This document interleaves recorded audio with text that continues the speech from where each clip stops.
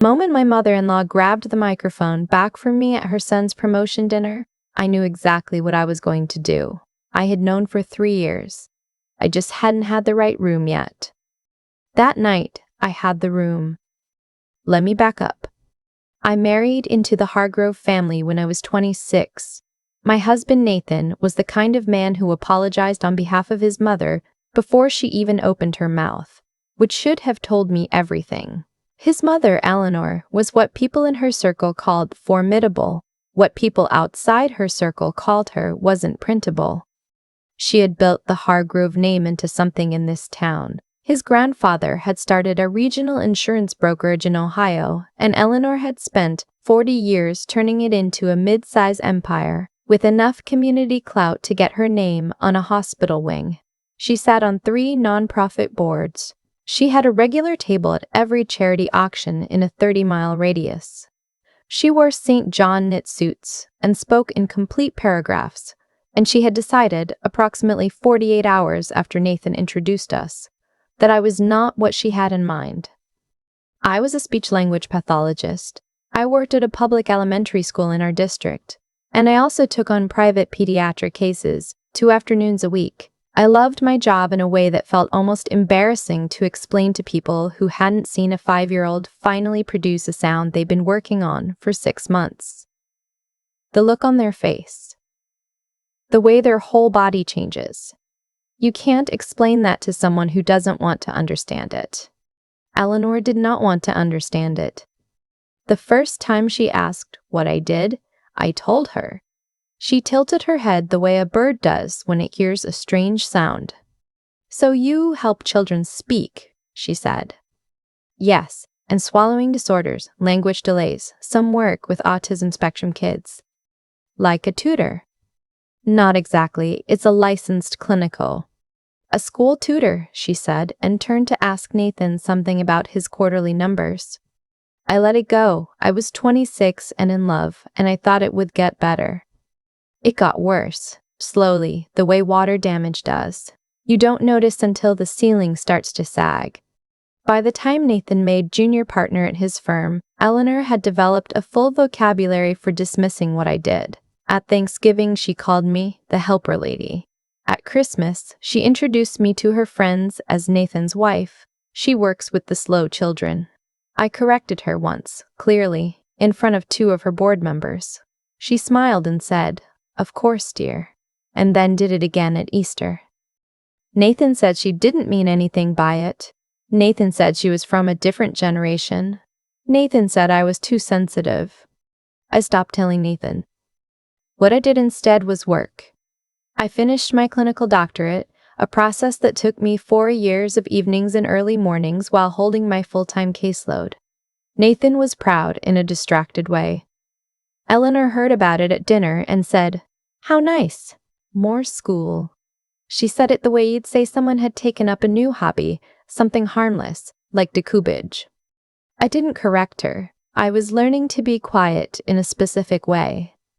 The thing about speech pathology, and I say this as someone who spent a decade in it, is that it teaches you to listen underneath what people are saying. You learn to hear where communication breaks down, where the gap is between what someone means and what they can produce. Eleanor meant, "You are beneath us." Eleanor produced mild, deniable condescension. I understood both.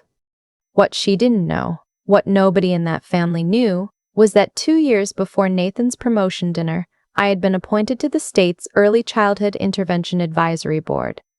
It was a volunteer position, technically, but it came with real influence.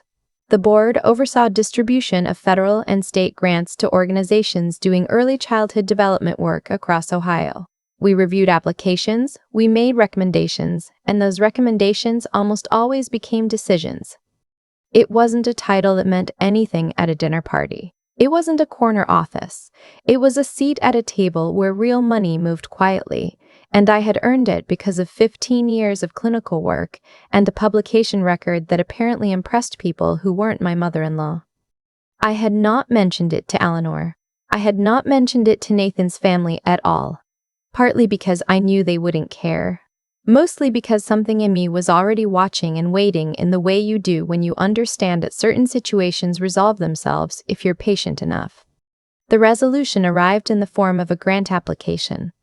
The Hargrove Family Foundation, Eleanor's nonprofit, the one she'd run for 20 years, the one with her name in the lobby of the Children's Hospital, had applied for a 3-year federal grant to expand their early childhood literacy program. The application came across my board's desk on a Thursday in February. I recognized the letterhead immediately. I recused myself from the initial review, of course. That's protocol. I flagged the conflict of interest to our board chair, a woman named Dr. Anita O.C., who was meticulous and kind and trusted me completely. The application went to the full panel. It came back flagged. Not because of anything I did, because the auditors our board routinely consulted had found irregularities in the foundation's previous grant expenditures. Consulting fees paid to an LLC that shared an address with Eleanor's personal accountant. Program expenses logged for events that hadn't occurred. The kind of thing that, in a small foundation run on reputation and handshakes, had probably gone unnoticed for years. Dr. Osei came to me privately and asked if, given my connection to the family, I had any insight. I told her what I knew, which was that I had been kept deliberately at arm's length from the foundation's operations, that Eleanor had never once discussed her financials with me, and that I had noticed over the years that the foundation's stated programming never quite seemed to match what I observed when I attended their events. The board voted to deny the grant and refer the application to the State Attorney General's office for review. I was not the deciding vote. I had recused, but I had also answered every question Dr. Osei asked me honestly, because that's what you do when someone asks you a direct question under oath. 3 weeks later, Nathan told me his mother's foundation had been denied a grant they'd been counting on. He seemed frustrated. He didn't know I knew. I said I was sorry to hear it. I made dinner. I set the table. Then came the promotion dinner. Nathan's firm went all out. They rented the private dining room at the nicest hotel in Columbus, the one with the heavy curtains and the staff who refill your water glass before you've taken a sip. 40 people. His partners, their spouses, Eleanor at the head of the secondary table, already performing graciousness for an audience. She had planned to speak. Of course she had. She'd prepared remarks about Nathan's childhood, his drive, his character. Remarks that were, as always, also about her. About what she had built, what she had sacrificed, what she had produced. She stood up during dessert, tapped her glass, and began. She talked about Nathan's grandfather. She talked about the Hargrove legacy. She mentioned, specifically, that Nathan had married a woman who, bless her heart, has always been content with her little school job. And she smiled right at me when she said it, the way you smile at something that has no power to respond. The table laughed, lightly, the polite laugh of people who don't want to be involved. I set down my fork. I picked up my napkin and placed it on the table. I pushed back my chair. I had not planned for this specific moment, but I had been ready for one like it for 3 years. I walked to where Eleanor was standing. She held the cordless microphone the hotel had provided. I held out my hand. She looked at my hand. She looked at my face. She smiled again, the one that meant, "Sit down, you have no standing here." I didn't sit down. "I'm going to borrow that," I said, quietly enough that only she could hear. "You can sit." Something shifted in her expression. I don't know if she saw it in my face, but she handed me the microphone. People do that when the thing they can't name walks into the room. I turned to the room. 40 people, mid-dessert, not sure what was happening. "I want to add something," I said. "Nathan, I am so proud of you. Genuinely, you've worked for this."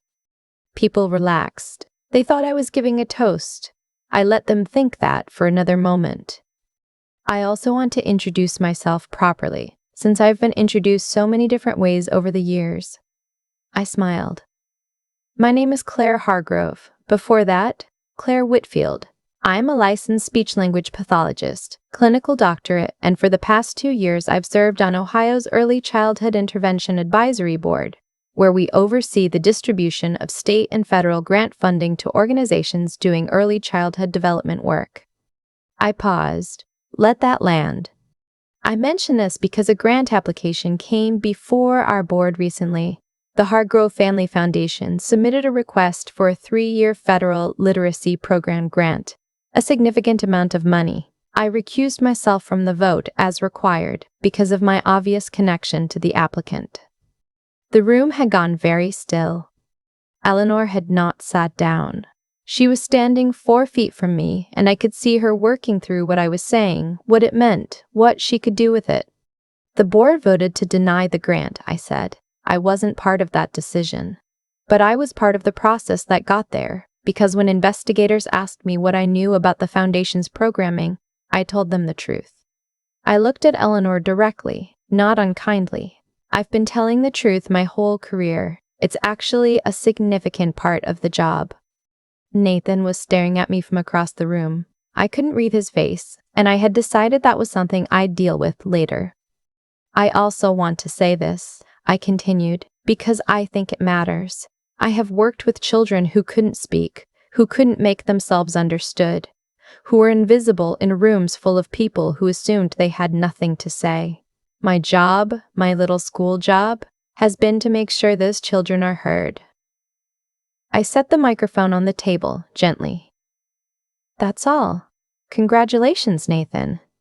I walked back to my seat. I picked up my fork. I finished my dessert. The room didn't recover its rhythm. The speeches didn't resume. People found reasons to check their phones, to ask for the check, to suddenly remember they had early mornings. Eleanor sat down eventually. She didn't look at me for the rest of the night.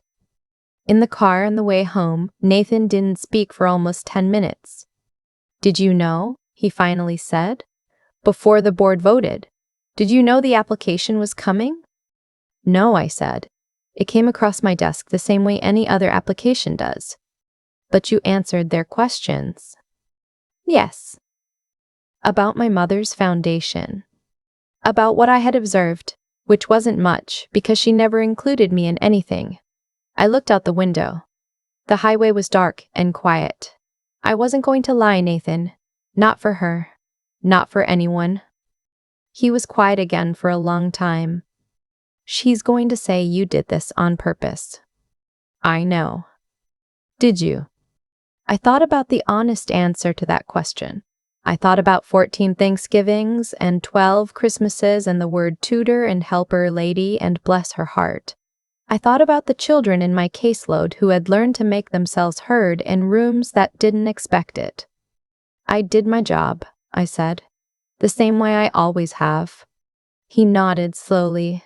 Something in his face settled into something I hadn't seen there in a while. Not quite understanding, but something adjacent to it. Maybe respect. Maybe just the beginning of it. The Attorney General's review took 4 months.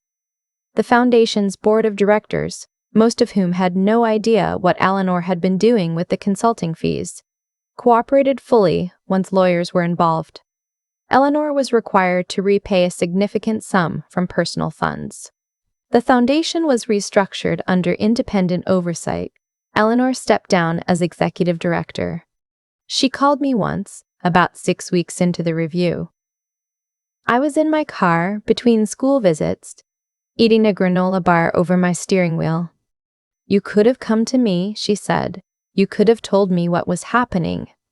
You never asked what I knew, I said. You never asked me anything, Eleanor, for 12 years. The silence on the other end was different from her usual silences. There was no performance in it. The grant would have helped real children, she said, and her voice was different too, smaller, and I think she believed it. It would have, I said. Some of them are in my caseload. I finished my granola bar. I had a 7-year-old waiting for me who was working on his fricatives, and he tried so hard every single session, and that mattered more than anything that had happened in that hotel dining room. I have to go, I said. I have a patient. I've thought a lot about what Eleanor believed at the core of it. that gave her permission to dismiss me for 12 years. Nathan was right about one thing. It wasn't really about my job. It wasn't about money either. I made a decent salary, more so once I went into private practice part-time. It was about what my work signified to her. I worked with children who struggled. In her world, you move toward power and status, and you use them to move further up. The work I did moved toward need, and she read that as weakness. What she missed, what a certain kind of person always misses, is that people who spend their careers in rooms where they're underestimated get very good at being underestimated. You learn to work quietly. You learn what your work actually builds over time. You learn that rooms full of people who think you don't matter are, sometimes, the exact rooms where what you've built becomes visible. Nathan and I had a long winter. A lot of conversations that should have happened years earlier. He started going to therapy, his idea, which surprised me and made me love him in a complicated way. We are still married. It is better. It is not perfect, but it is better, and some days that feels like more than enough. I still work at the school 2 days a week. I see private patients the other 3. I'm still on the advisory board. Last spring, we approved a grant for a literacy initiative in 3 rural counties that had almost no early intervention services. The kids who will be helped by that program will never know my name. That's fine. That's always been fine. I learned a long time ago that you don't need a room full of people to know your name. You just need to know it yourself, clearly, without apology, when the moment comes to say it out loud. I think about the granola bar a lot. Sitting in my car between school visits, talking to Eleanor on the phone while a 7-year-old waited inside for me to help him find his voice. That image, me in a parking lot, half-eaten granola bar in hand, choosing honesty over comfort one more time, feels like the truest summary of everything that happened. There's a version of this story where I'm the villain, where I use my position to settle a personal score, where I weaponize my seat on that board to hurt a woman who had hurt me. Eleanor told that version to anyone who would listen in the months that followed. But here's what's true: I recused myself. I answered questions honestly. I did not reach for anything that wasn't already in my hands. And the reason those things were in my hands at all was because I had spent 15 years doing work that nobody at Eleanor's dinner table thought was worth doing. That's the part I keep coming back to. The work came first. Always the work, and then the rest. I was not a strategic person in the way Eleanor understood strategy. I wasn't building leverage. I wasn't waiting to strike. I was just doing my job, the one she called charity work, the one she used to dismiss me at every holiday table for 12 years. And that job, done honestly and consistently, built something real. It built a reputation. It built a record. It built a seat at a table where real decisions got made. None of that was planned. All of it was earned. What I understand now is that integrity isn't a strategy, but it compounds the way money does. Every time I told the truth when it would have been easier to stay quiet, every time I held an ethical line in a case review when no one was watching, every time I chose the harder, cleaner path, it accumulated. It became the thing I stood on when the moment arrived. You can't manufacture that in a crisis. You either have it or you don't, and whether you have it depends entirely on what you did on all the ordinary days before. The intelligence part, the clinical knowledge, the board work, the publication record. People sometimes look at that and think it's what gave me power. But knowledge without honesty is just ammunition, and ammunition held by someone without integrity tends to detonate in the wrong direction. What made those 15 years mean? Something was that I used what I learned in service of something true. The children in my caseload didn't need me to be impressive. They needed me to be right, consistently, painstakingly, unglamorously right.